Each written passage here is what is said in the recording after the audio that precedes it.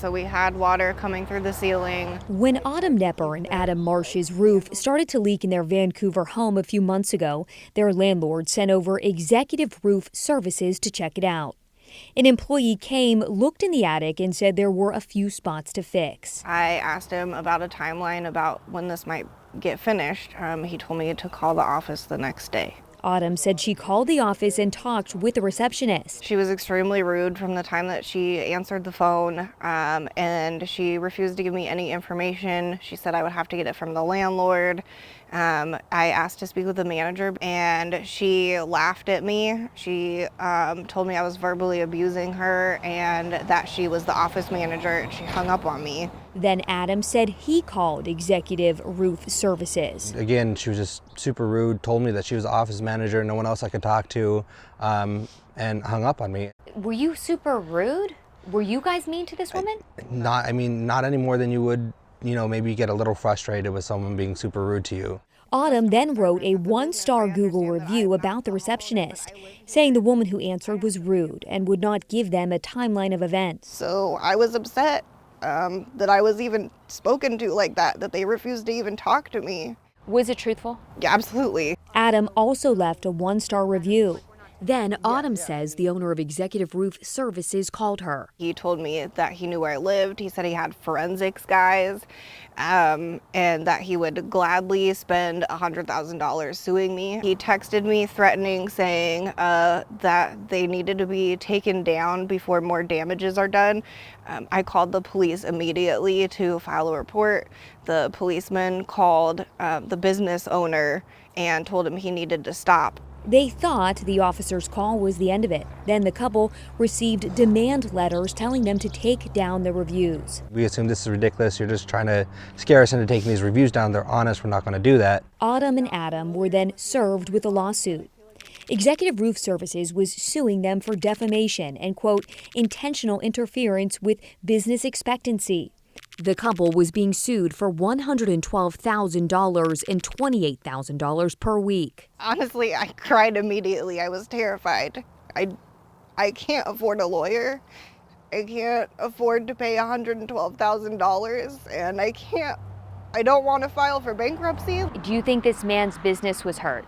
No, I don't. David Bowser represents Executive Roof Services, or ERS. The first thing I think your viewers need to understand is that my client is not suing one of its customers for leaving a bad review. That's not what's going on here. Bowser said Autumn and Adam did not hire ERS. The landlord did. He said they were not entitled to the information they were requesting, a project report and timeline.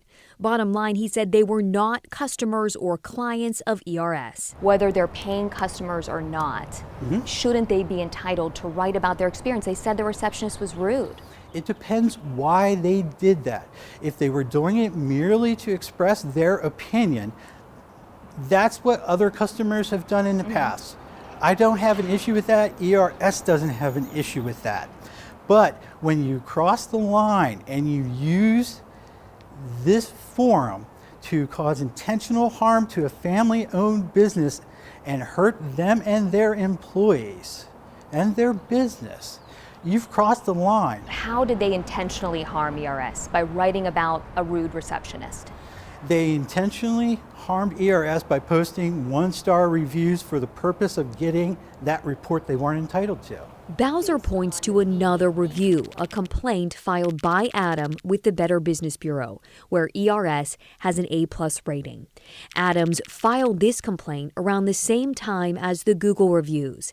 It states, quote, "The business came to do an inspection of the roof of our residence and refuses to give us any details about the findings or scheduling of repairs to us, the tenants."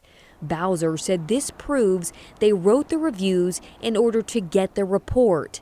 Adam said the Better Business Bureau never posted the complaint because the couple did not hire ERS. This document shows what their intent was, and that their intent was improper. I talked to Paul Levy about the case. He's an attorney with the Public Citizen Litigation Group in Washington, D.C. Levy said when it comes to negative reviews, as long as the reviews are truthful, the person who wrote it should be protected. I think the business has a lot to lose by litigating that, by trying to frame this as a defamation case. The problem is that the business has the money and the couple don't. Levy said Autumn and Adam got hit with a SLAP lawsuit. SLAP stands for Strategic Lawsuit Against Public Participation.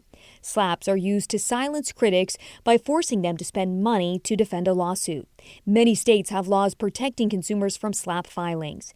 Washington state had one of the strongest anti-SLAP laws in the country, but it was deemed unconstitutional in 2015 after the state Supreme Court ruled it violated a person's right to a jury trial. New anti-SLAP legislation was just passed in Washington called the Uniform Public Expression Protection Act, but it does not go into effect until July 25th. Autumn and Adam were sued at the end of June. Bowser maintains this is not a SLAP filing. That's not what a SLAP lawsuit is. Or a SLAP is a motion. This is a lawsuit. Okay. The lawsuit asserts claims for defamation and for intentional interference with business expectancies. So this is not trying to silence someone because of something negative they said? Not something that they legitimately had a basis to give an opinion on. While Levy believes the couple could win in court, they still need to pay an attorney.